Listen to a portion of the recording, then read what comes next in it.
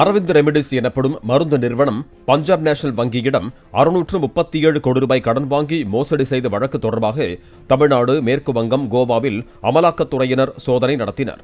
போலி கம்பெனிகள் உருவாக்கி அரவிந்த் ரெமிடிஸ் உரிமையாளர் அரவிந்த் ஷா வங்கி பணத்தை சட்டவிரோத பரிவர்த்தனை செய்ததாக குற்றச்சாட்டு எழுந்தது.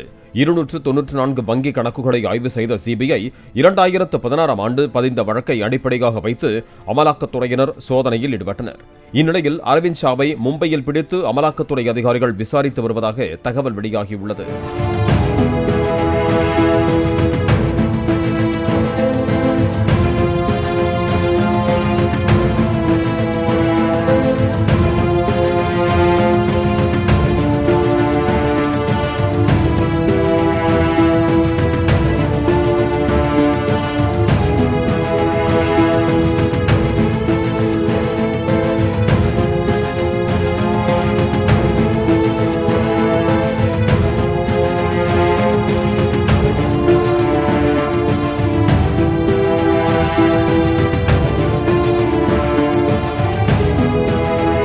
பிளே ஸ்டோர் மற்றும் ஆப் ஸ்டோரில் இருந்து பாலிமர் செயலியை QR கோடு மூலம் பதிவிறக்கம் செய்யுங்கள். செய்திகளை உடனுக்குடன் பெறுங்கள்.